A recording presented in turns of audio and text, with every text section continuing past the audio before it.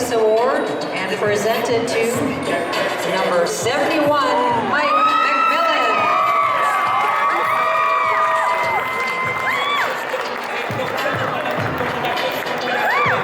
Take the second place award and presented to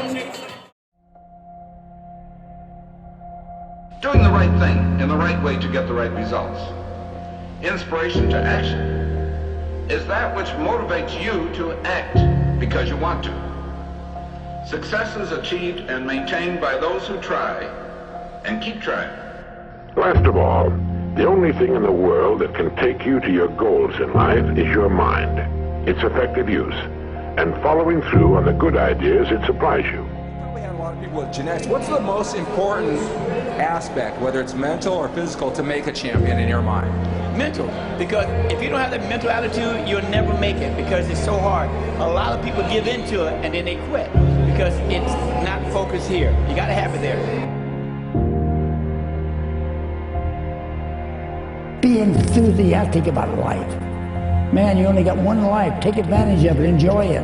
It's a matter of use it or lose it. If you want to make up your mind that you are a soldier and this life is a battlefield, you can win it. Every morning, this is the thing. Every day is the battle. Anything in life is possible. If you make it happen, if you make it happen. Your successes fuel your ambition. Your successes give you extra energy. Your successes pave the way for more successes. The disciplines that were so difficult in the beginning, the disciplines that got you going, are now part of your philosophy. The essence of life is growth. The essence of life is growth, to do the best you can. The more you do, the more you get. The more you do, the more you get. The more you do, the more you get. The way I see it, you have two options. You can either live a standard life, never do anything outside the norm, never put forth a level of effort outside the norm. Don't ask questions, don't work too hard, don't do things that seem weird to your friends and family. Go to work, watch TV, buy things you don't need to impress people you don't like. Pay your taxes, get in line, and eventually die. But what about the other option? What if you become curious? What if you do something outside the norm? What if you put in so much effort that others around you begin to question your sanity? What if you fail? Because you damn well might. But the problem is with the first option, you've already failed by default. Why work that hard? Why put yourself through the push-ups and the disciplines? Why? Good question, why? Best answer to why, I think, is the second question. Why not? Why not see what you can make of yourself? Why not see how far you can go, how much you can see, share? Why not? Alright guys, we are back and I have my first layer of tan on. Here's how it looks, and it feels pretty damn good and pretty damn weird. What I'm going to do, the plan for today is I just got my base layer of tan on. My next one, I have another coat tomorrow at 6:40 in the morning. So what I'm going to do today is I'm going to deplete. I know a lot of people carb up, but as I explained in my previous video, that is not the case with me. I'm going to try to keep carbs as low as possible today. Like usually I'm under 200, under 180. Today, screw it, there is no bottom. Literally, if I could survive on like 30 or 50 or like 100 grams at the most, screw it, I'll do it. So what I'm doing right now, I am having, this is a Greek salad I got. It's pretty much, it's a big, lots of vegetables, lots of chicken, and then pretty much the only sources of carbohydrates are the actual vegetables, and then the only sources of fats is the sauce, which also is the only source of sodium. I'm trying to minimize the sodium. Sorry guys, still getting with that cold. And then I'm having 1 glass of water, and that is it. So right now, trying to keep the sodium and water low before tomorrow when I start to re-up everything once again. And yeah, so I'm gonna have this meal, then probably tonight we'll have like a steak or something, but keeping the protein decent, but everything else, yeah, trying to drop it off as much as possible, especially, at least in my case, not for everyone, I advocate, in my case, I like to do minimal carbs, minimal sodium, and then water pretty much just to keep myself like not dying of thirst, but that's it, nothing more. Like, if I'm thirsty, have a glass. Not 2, not 3, just 1. And yeah, so I'm not like dying of thirst, but it's not like, comfortable and like refreshed either. And that is it, guys. I'll check in with you soon. Right now, I'm going to sit down and get a lot of work done. Jordan's coming over in about 2 to 3 hours. I'm not working out, obviously, for the last couple days, so I can finally get a lot of quality time done and catch up on a lot of work with my clients. And yeah, I'll check in with you guys soon. All right, guys, so I just got done with the initial kind of like weigh-in or height check, which we do for men's physique. Now we're kind of sitting around waiting. We have 30 minutes until the actual athletes meeting begins. So, like every year, I not weighed in. We don't do weigh-ins for men's physique. They don't care. Only for bodybuilding do they actually care how much you weigh. For men's physique, it's all about height category. So you can be up against people who I've been up against people who I know for a fact weighed like 40 pounds more than me, but because we were a similar height, or in my case, my height class is above 5'10". So it could be people who are like 5'11", 5'11 and a half, 6 feet, 6'9". It doesn't matter. It's pretty much onwards. My goal is always to be in that first call out. If I can be in the first call out, then I'm not safe because my goal is, it's always top 3 or even top 1. So first place.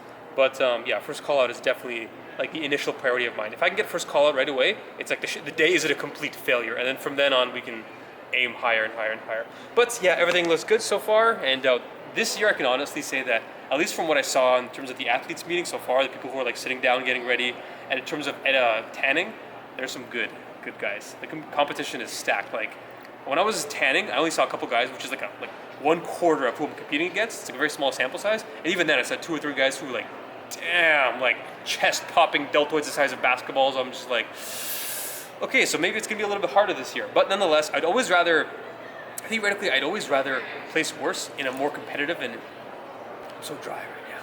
All that, like surviving on like half a liter of water. Theoretically, I'd always rather compete and against the harder lineup and place a little bit worse than easily win against the lineup that wasn't that great, or that's not that many competitors. Last year when I competed at Oktoberfest, I enjoyed the show, don't get me wrong, and I came first place, which was awesome, and I was proud of that.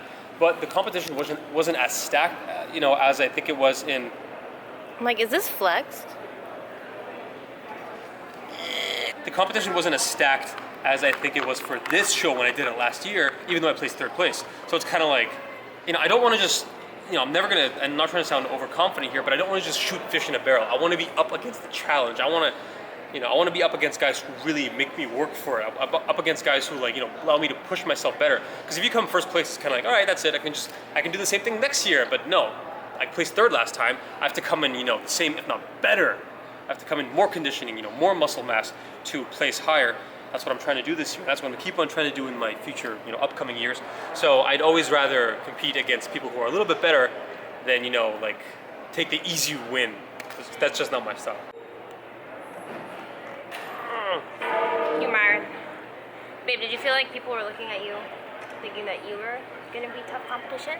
I hope so. Do you think people were admired? I have this weird tendency to always be super critical of myself. Like last year I remember when I was at the show, I looked at guys when we were tanning, like when we were just standing looking at him. And it's funny because I can't see myself, so I can't compare myself to him unless we're standing in a mirror, which we obviously aren't. I would see guys and I'm like, damn, he's gonna be good, he's gonna be hard competition. And then no offense to that guy, he still looked fantastic. When it came down to it, last year I finished 3rd and he finished 8th or something. So it wasn't there was no rivalry going on. We were 2 separate call-outs, 2 separate ends of the spectrum. But in my head, I still saw it as, I'm a lot more critical of my physique. In some ways it's good because I'm always going to be pushing further, but in some ways it's bad because I'm always nervous. Nervous? So to this day, I'm just I'm looking at guys, I'm like, he's amazing, oh my God, fuck, Maybe it's a psychological thing. But then, at the same time, if I'm aware of that, it's bad because I'm like, oh, don't worry, Igor, you always feel like this, but you're actually incredible. And then you get there and you place 7th and you're like, oh. There. Oh, that's how you out angle. Good morning. This is what I need. The 2 most important things here are carbohydrates and sodium. So we're gonna get a lot of that because we got buns, we got French fries, we got lots of sauces.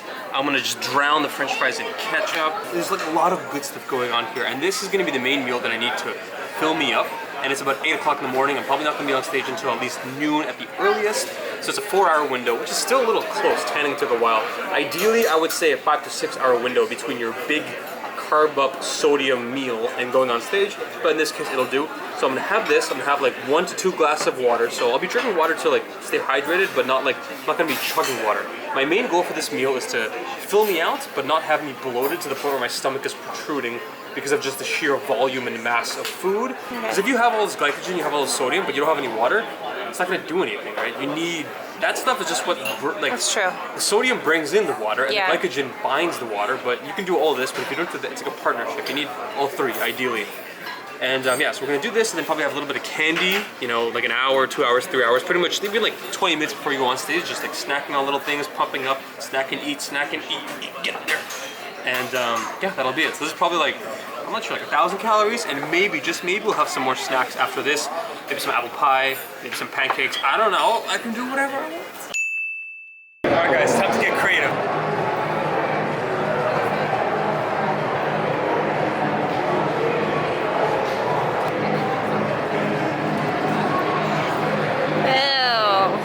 See the muscle. Ew. Look how paper your skin is.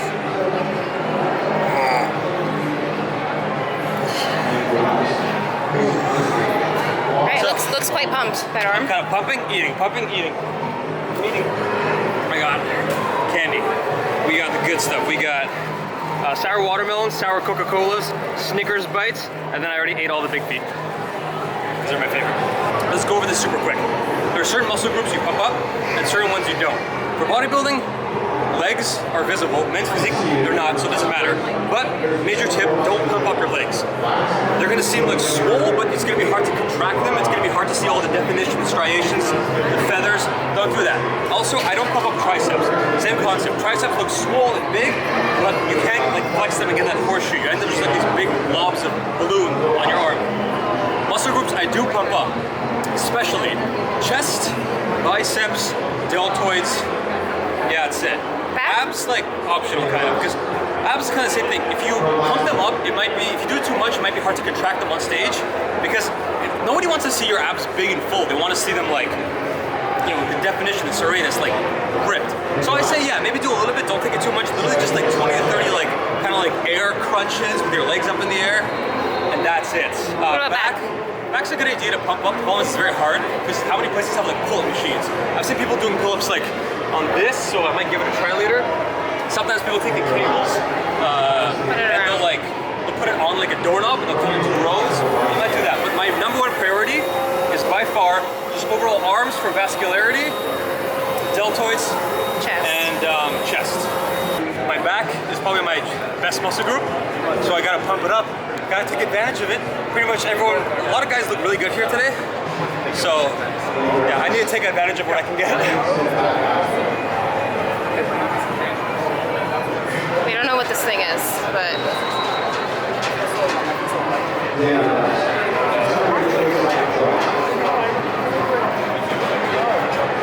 People use interesting dumbbell choices. Gotta confuse the body. Right, babe? Yeah, babe. Whatever it takes. God damn it.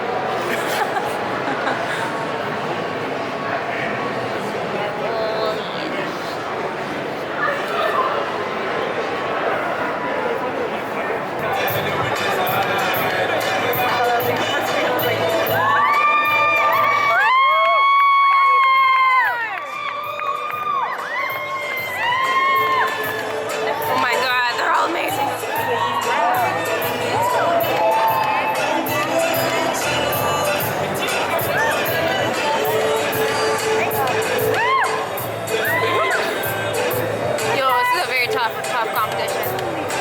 60. Step forward. 87. Step forward. Yay, God! Step forward. Step on the X, please. 60 and 87. Switch.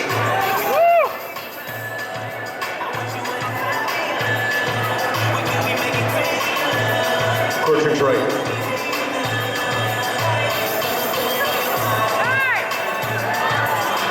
Core turns right.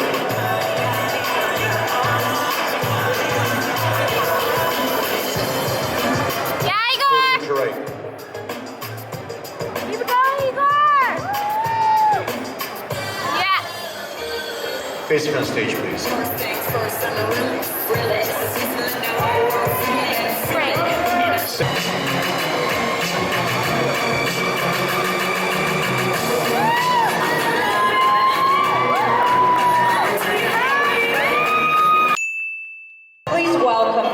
60, Nick DeRosa.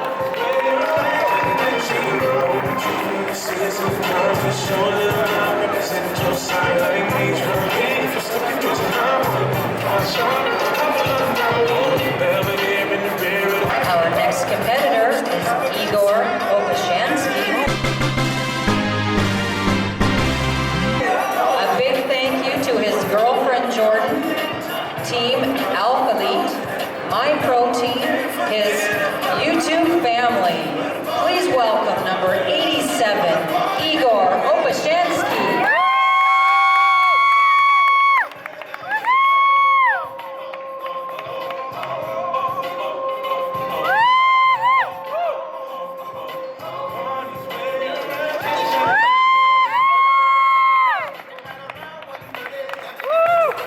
Please take the third place award and present it to number 71, Mike McMillan.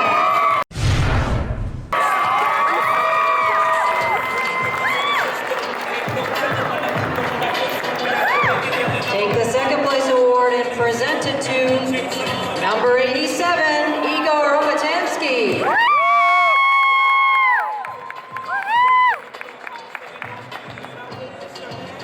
You can join hands all the way across, Sheldon. Join hands all the way across. Raise hands in victory.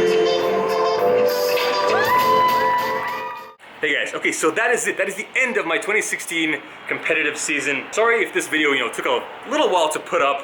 I know it's been like over a week since my actual competition, but you know how I was kind of feeling sick before?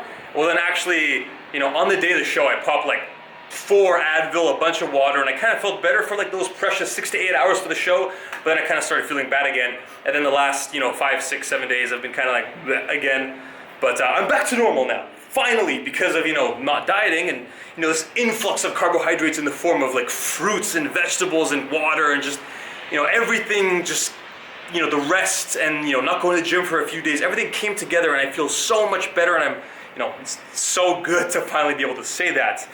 But I want to talk a little bit about, my final thoughts to close out, this cut this year. And the first thing I want to say is that I am happy with my physique. I think that, this year and that week was the best that my physique has ever looked. The previous year, the year before that, that's it. That was the best, snapshot in time that my physique has ever looked in terms of muscle mass, in terms of low body fat percentage, in terms of just everything, like it all came together. Now that being said, was I like 100% on the actual show day? No. I think the reason behind that is because, I do have like certain things that I do in regards to a peak week in terms of sodium, water, carbohydrates, cardio training, rest, sleep, cortisol levels, and all of that, it's all nice and packaged, then I just went like, bleh.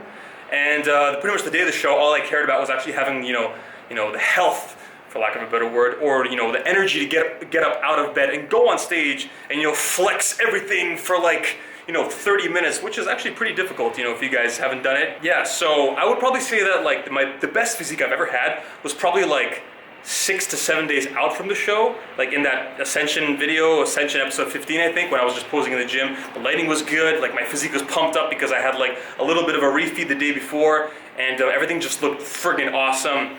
And that was probably my, 100%. On the actual show day, I looked probably like 98%. Would it probably make a significant difference in my placing? Like, if I was 100%? No. The guy who came first, he looked fantastic. He was better in conditioning. He was better in terms of his structure. He was better in terms of just overall muscle mass. The guy probably had like at least 5 to 10 pounds on me. So congratulations to him. He deserved it. I like this show because like absolutely no quarrels with the placing. In fact, the guy who came third, I could see even being potentially above me. It was a pretty stacked lineup, at least in my opinion. But this brings me to like, okay, so short term, yeah, I was happy. I think I looked good. I think it was the best physique I've ever brought. But long term, it's not good enough. The reason behind this is because I've always been the kind of guy who like, I'm not the biggest guy in terms of my structure, in terms of my mass, and also because I compete in the tall category. And the tall category is like 5'11" and above. That means that you might have guys who are 6'1", 6'3", 6'2", 6'4", whatever. But me, I'm like, I say 6 feet, but I'm like 5'11" and 3/4 or something. So I'm actually a little bit at the shorter end of the spectrum. So I am gonna be against guys who are like bigger than me. It's always gonna be the case in my height category. Whereas if I was in medium class, I'd be like the biggest of the somewhat shorter dudes. That's not the case. So I have to make up with it with conditioning. But if you want to get to a higher level, I'm competing in regional shows. Regional shows means like Toronto or like Montreal or Vancouver. It's like citywide shows. But if I want to compete on a higher level, like provincial, for example, in the States, you might compete at like the Californias or the New York Championships or the Texas Championships or something, you know? It's gonna be the best of the best because these are gonna be people who place top 3 in each of these regional shows. They aggregate them together. It's a massive show. And if I wanna do that next year, which I am seriously like, you know, already, it's like 360 days ahead, I'm already thinking about it. If I wanna do that, I'm gonna need more muscle mass. And in order to do that, I need a longer, better off season. My last off season wasn't that great. Part of the reason is because I ended my cuts so late because I did a late show in October of 2015. And then like I ended the show, it was like mid-October. Then I took probably a month just to get back to normal, you know, because you don't just snap back into it your off season and all your muscle that you lost is back and all your strength that you lost is back. No, it takes a little bit of time, you know, there is a little bit of a recuperation. Realistically, I didn't really start my off season until like, you know, mid-November. And then I had my powerlifting meet in March 2016, so earlier this year. And then I started cutting the day afterwards. So my overall off season was like under 5 months. And guys, one of the things I really preach and advocate on my channel is that muscle synthesis is so much slower than fat loss. You can lose fat at a rate of like 1 to 2 pounds per week. You are not gonna gain muscle at a rate of 1 to 2 pounds per week unless you are, you know, on a lot of steroids. So it's not gonna happen. For me, it's just not physiologically possible. For anyone, it's not physiologically possible. It's a much slower process. So putting on significant amounts of muscle in 5 months, it's not gonna happen for anyone. Maybe if you're noob gains and you're training your first ever 5 months, yeah, in those cases you can put on like literally like 5 to 10 pounds of muscle, lean muscle mass in 5 months.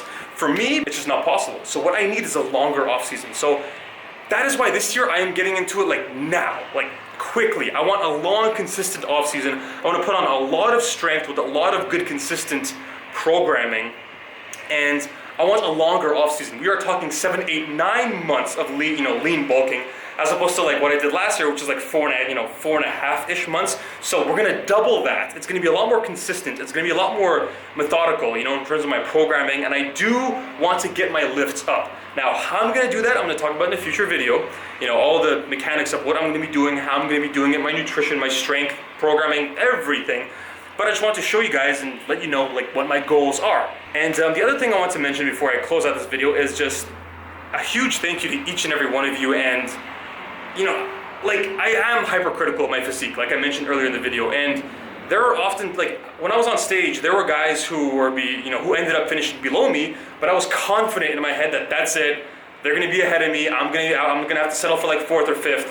And then when they were doing the medals and they're being called out like, you know, before me for like places below me, I'm like, what the fuck is going on? So like, it's great because, you know, it's always going to be a pleasant surprise, and I'm never going to be satisfied with my physique, and I'm always going to be striving to get better. But it's problematic because I am hypercritical, and I am never satisfied, and it's like I'm never happy. But you guys are my source of like pride and joy, because you would send me like snaps, comments, Instagram messages, everything, right? Emails, just like saying, you know, like, good luck, or like, you know, you look fantastic, you know, you've already surpassed your physique from last year, so you're already for all intents and purposes, you're done. You've already done it. You've surpassed yourself, and that's all that matters.